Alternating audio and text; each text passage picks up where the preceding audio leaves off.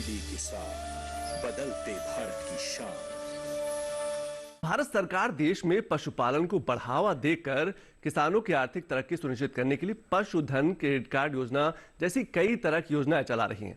सरकार की इस योजनाओं से पशुपालकों को कैसे हो रहा है फायदा, ऊंट पालक किसानों को की जो आमदनी है वो कैसे बढ़ेगी, उनकी आजीविका कैसे बढ़ेगी, इन सभी विषयों पर हमारे संवाददाता ओपी यादव ने बात की राजस्थान सरकार में पशुपालन कल्याण बोर्ड के पूर्व अध्यक्ष गोवर्धन रायका से।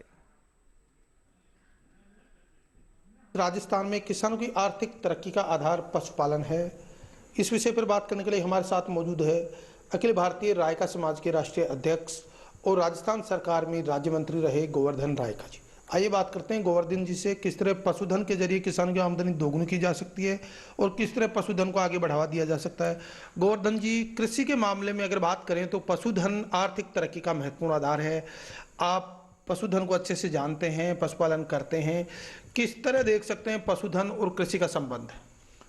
मैं आपसे पहले तो माननीय प्रधानमंत्री जी को धन्यवाद दूंगा कि ऐसा प्रधानमंत्री पहली बार आया मोदी जी ने, जिन्होंने ये कहा कि किसान का पशुपालक साथी है और ये दोनों आर्थिक तंत्र के स्तंभ है। राजस्थान में अगर बात करें तो पशुधन काफ़ी ज़्यादा तादाद में है और किसानों की आर्थिक तरक्की के साथ रोजी रोटी का महत्वपूर्ण जरिया है। यहाँ कौन कौन से मुख्य पशुधन है जिनकी किसान और पशुपालकों को ज़रूरत होती है? यहाँ पर भेड़, बकरी, ऊंट, गाय व भैंस, इनकी आमदनी, जैसे आप दूध ले लो, मांस ले लो, या कई तरीके से जैविक खाद मिलता है, दूध मिलता है, ऐसे इन पशुओं को अगर भारत सरकार अपनी तरफ से मदद दे, और मैं आभारी हूँ माननीय प्रधानमंत्री जी का। इन्होंने अपने पिछले घोषणा पत्र के अंदर मैंने उनसे निवेदन किया था कि ऐसे बहुत से पशुपालक हैं जिनके पास ज़मीन नहीं है, जिनके पास ज़मीन है उनको केसीसी के जरिए भारत सरकार का लाभ मिल जाता है, लेकिन उन पशुपालकों का क्या करें अपन जिनके पास ज़मीन नहीं है।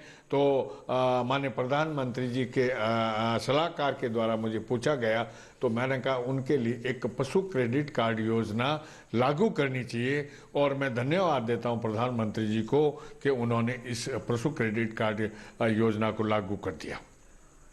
दूसरी बात, मैं आज किसान की आय का मुख्य है फसल, और फसल बीमा योजना लागू होती है तो क्यों नहीं इन पशुपालकों की भी जो आमदनी है वो पशुधन है, तो पशुधन का भी बीमा योजना लागू करनी चाहिए। ऊंट पालन आपके परंपरागत हिस्से में रहा है।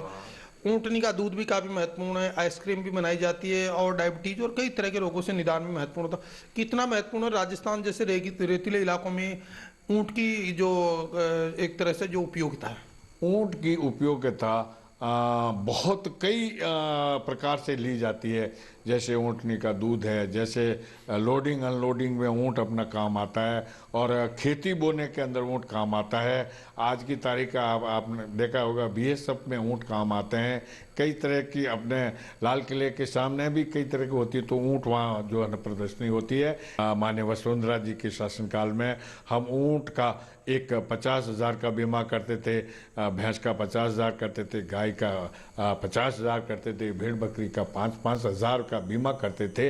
और इन बीमों के जरिए मैं आपको गर्व के साथ कहता हूँ, मेरे मंत्रिमंडल कार्यकाल में पहली बार राजस्थान सरकार में 38 करोड़ 68 लाख रुपए इन पशुपालकों को वितरित किया गया, जिससे इनको एक बहुत बड़ी आमदनी मिली। ऊँटों की संख्या दिन प्रतिदिन कम होती जा रही है, इसकी जो कमी पूर्ति के लिए सरकार से आप क्या मांग करेंगे ताकि ऊँटों की संख्या भी बनी रहे और पशुपालन भी होता रहे?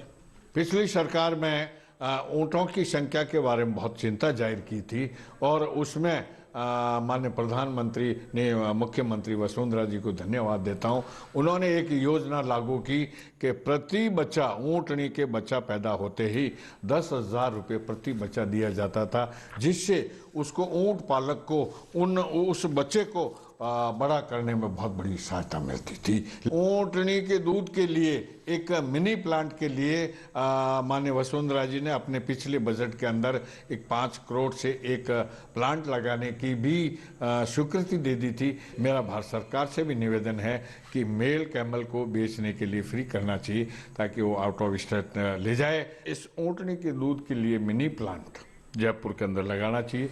उससे क्या होगा कि विदेशों के अंदर आज इस दूध की मांग होगी, पाउडर की मांग होगी।